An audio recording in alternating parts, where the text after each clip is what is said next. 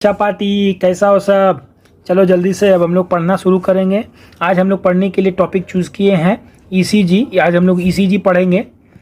तो इसमें जो एनसीईआरटी है उसके लाइन बाय लाइन हम तुमको पढ़ाते हैं और इसमें जो जो वर्ड इंपॉर्टेंट होगा, जो तुमको नहीं आएगा, वो भी हम तुमको पढ़ाते चलेंगे। ठीक है, तुमको ज़रूरी है कि तुमको जो भी समझ में नहीं आए उसको कमेंट करो और पढ़ना चालू करो। तो चलो जल्दी से पढ़ना शुरू करते हैं। ईसीजी, पहले ये बताओ कि तुम लोग ईसीजी कभी देखा है? हॉस्पिटल में तुम लोग के आदमी को कभी ईसीजी हुआ होगा, कभी चाचा को, मामा को ईसीजी जो ऐसे छाती में लीड लगा के करते हैं, देखे होगे। Very good. तो यही इंग्लिश में लिखा हुआ है, you are probably familiar with this scene from the typical hospital television show.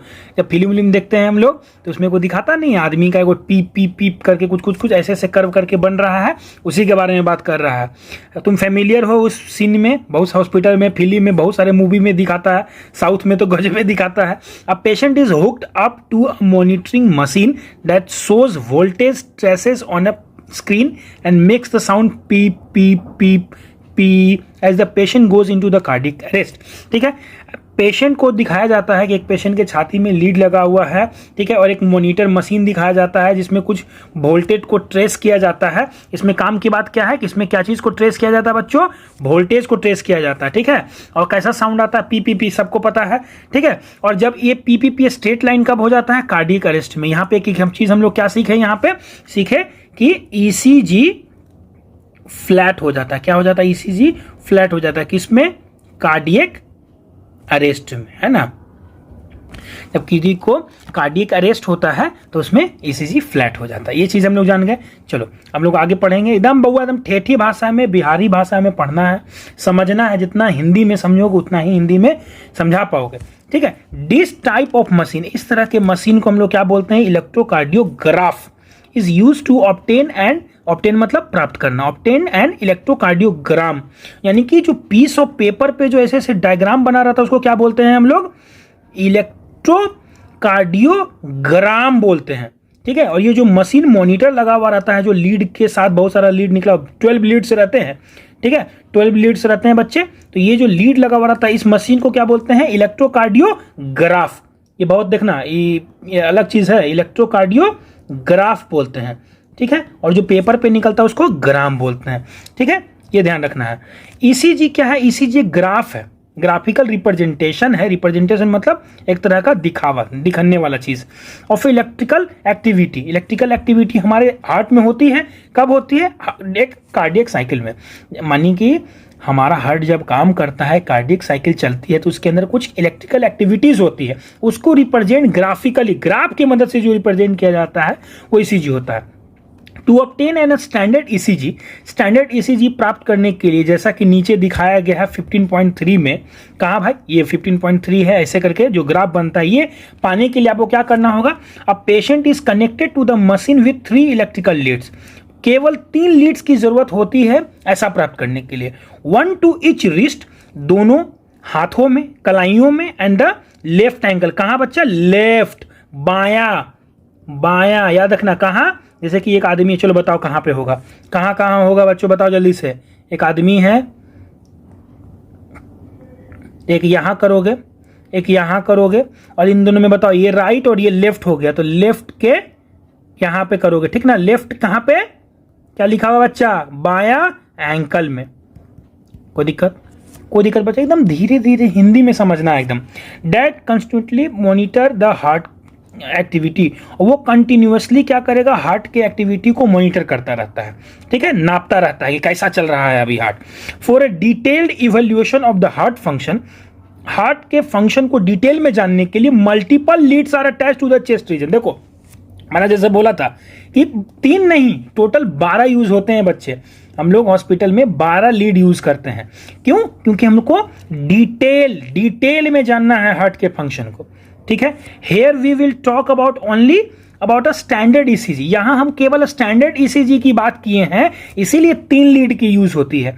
कोई बोलेगा कि बताइए स्टैंडर्ड ईसीजी प्राप्त करने के लिए कितने लीड की जरूरत? 3 लीड्स की जरूरत। कहां कहां? दोनों रिस्ट में और लेफ्ट एंकल में। कोई दिक्कत नहीं।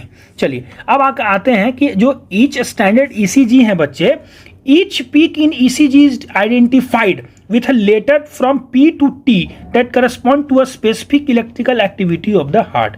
क्या बोल रहा बच्चा कि जो स्टैंडर्ड आप ईसीजी देख रहे हैं, पी देख रहे हैं, क्यू देख रहे हैं, आर एस देख रहे हैं, एस देख रहे हैं, टी देख रहे हैं, और यहां बाद में एक यू भी होता है, ठीक है। तो इतना जो देख रहे हैं इस सब का एक मतलब होता है, ऐसे बेकार में कुछ नहीं दिया हुआ है। क्या मतलब होता है सर? आइए, द पी वेव, जो पी वेव है बच्चा, याद देखो, ये जो पी वेव है, जो पी वेव है वो क्या बता रहा है? इलेक्ट्रिकल एक्साइटेशन यानी कि डिपोलराइजेशन यानी कि कॉन्ट्रैक्शन। मैंने 3 वर्ड बताया था, याद से ध्यान से सुनेंगे। एक्साइटेशन, उसके बाद क्या बताया था? डिपोलराइजेशन, उसके बाद क्या बताया था बच्चों? कॉन्ट्रैक्शन। बताया था ना? बताए थे कि नहीं? जल्दी बताओ। नहीं अगर जानते हैं तो पिछले वीडियो में जाके देखेंगे। लेकिन अब हम बिहारी भाषा में, ठेठी भाषा में समझाना चालू किए। बहुत बच्चों का ये प्रॉब्लम था कि सर आप इंग्लिश बोलते हैं। कोई इंग्लिश नहीं बोलेंगे आज से, एकदम ठेठी भाषा में तुमको समझाना है बच्चा लोग, ठीक है। तो एक्साइटेशन जो होता है, डिपोलराइजेशन और कॉन्ट्रैक्शन, तीनों वर्ड का मतलब माने सेम है, ठीक है, याद रखोगे। तो पी वेव क्या बताता है? इलेक्ट्रिकल एक्साइटेशन, मतलब एट्रिया का कॉन्ट्रैक्शन, एट्रिया जो ऊपर वाला चैम्बर होता है तो उसका कॉन्ट्रैक्शन ये बताता है, ठीक है। Which lead to the contraction of both of the atria, दोनों एट्रिया का कॉन्ट्रैक्शन होगा कब? जब पी वेव आपको दिखेगा तब। मतलब यहां ये वो समय है जहां दोनों एट्रिया कॉन्ट्रैक्ट किया होगा, ठीक है बच्चा। चलो आगे चलते हैं। The Q R S complex, Q R S complex क्यों सर? अब पहले में पी वेव था, इसको P Q wave, R wave और एस वेव क्यों नहीं बोले? नहीं, क्यों? क्योंकि इसको तीनों को हमको एक साथ देखना है। तीनों एक साथ का मतलब क्या होता है? तीनों का एक मतलब होगा। क्या मतलब होगा sir? Depolarization of the ventricle. Depolarization मतलब कॉन्ट्रैक्शन। वेंट्रिकल यानी कि जो ये हार्ट है बच्चा लोग, सब को बता चुके हैं। ये जो मान लीजिए गंदा सा थोड़ा बन गया है, चलो गंदा सा को भी अच्छा भी सब बना देते हैं।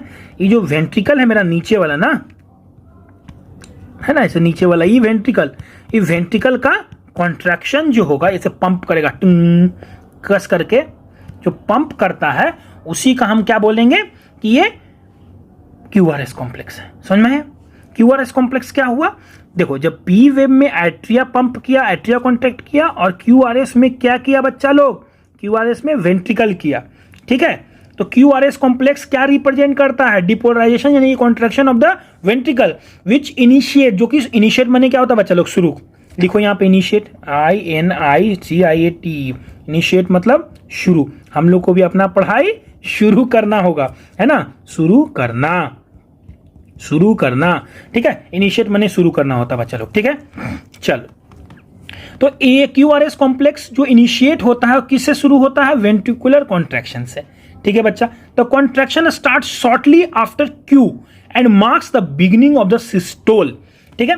ये बात मैंने फिर से बोली थी कि इसमें एक और वर्ड यूज करिए, सिस्टोल। ये चारों वर्ड एक जैसा होता है। क्या क्या? सिस्टोल, मुंह से बोलो, सिस्टोल, एक्साइटेशन, डिपोलराइजेशन, कॉन्ट्रैक्शन। बोलो, CDE और S। C से क्या होगा? कॉन्ट्रैक्शन, D से क्या होगा? डिपोलराइजेशन, E से क्या होगा? एक्साइटेशन, और S से क्या होगा? सिस्टोल। ये चारों वर्ड सिनोनिमस है, एक जैसा है, एक माने रखता है, ठीक ना। तो समझ में आ गया? ये क्यूआरएस कॉम्प्लेक्स जो होता है वो क्या होता है बच्चा? वेंट्रिकल का कॉन्ट्रैक्शन होता है बच्चा लोग, ध्यान से सुनोगे, ठीक है। और ये शुरू होता है किससे? आफ्टर क्यू वेव से शुरू होता है, ठीक है। अब आगे हम लोग पढ़ते हैं कहां? टी वेव में। टी वेव क्या बताता है बच्चा? Return of the ventricle from the excited to the normal state, repolarisation.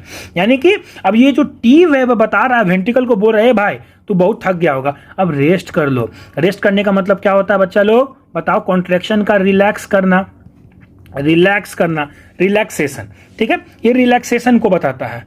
The end of the T wave, T wave का जो अंत है वो एंड ऑफ द सिस्टोल को बताता है। टी वेव डायस्टोल नहीं है। टी वेव क्या है बच्चा लोग? एंड ऑफ द सिस्टोल है, सिस्टोल का अंत है, ठीक है। ये समझ में आ गया यहां तक? आगे चलते हैं। Obviously, by counting the number of QRS complexes that occur in a given time period, अगर मान लो इतना से इतना समय में तुमको QRS कॉम्प्लेक्स 3 गो दिख रहा है, तो इसे तुम क्या बता सकते हो बच्चा? हार्ट बीट बता सकते हो कि इस आदमी का हार्ट बीट रेट कितना है, ठीक है। रेट का मतलब क्या होता है? अगर मान लीजिए कि 1 मिनट में ऐसा सा आपको 80 बार मिल गया, तो इसका मतलब क्या हो गया कि 1 मिनट में इसका रेट कितना है? 80 है। क्लियर? ऐसे हम लोग नापते हैं। Since the ECG obtained from the different individual have roughly the same shape for a given lead configuration.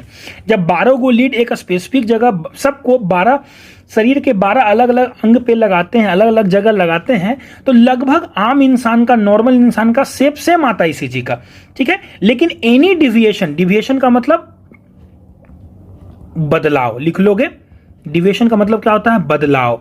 कुछ अगर मान लो कि इसके शेप में बदलाव मिल जाएगा फ्रॉम दिस शेप, इंडिकेट क्या करता है कि कुछ आपको एबनॉर्मलिटी है, कुछ आपको डिजीज है। Hence it is of great clinical significance. इसीलिए हम लोग हर पेशेंट में कार्डियक यानी कि दिल के मरीज को ईसीजी करवाते हैं, ताकि इसका कुछ जो क्लिनिकल सिग्निफिकेंस देख पाए, है कि नहीं। बाद में पढ़ोगे, इसी से हम लोग पता करते हैं कि किसी को एमआई है कि नहीं। एमआई का फुल फॉर्म क्या होगा, कमेंट करके बताओ। किसी को हम लोग पता करते हैं कि कोई और वैल्वुलर डिजीज है कि नहीं, और हम लोग पता करते हैं कि हार्ट फेलियर में जा सकता है कि नहीं। यानी कि इसका बहुत क्लिनिकल सिग्निफिकेंस है बच्चा लोग, ठीक है। तो आगे के वीडियो में भी हम अगला जो हम लोग का बचा डबल सर्कुलेशन, उसके बारे में पढ़ेंगे। तब तक के लिए अपना ख्याल रखेंगे और जुड़े रहेंगे डॉक्टर सत्य प्रकाश से, अपने सर से। तब तक के लिए थैंक यू।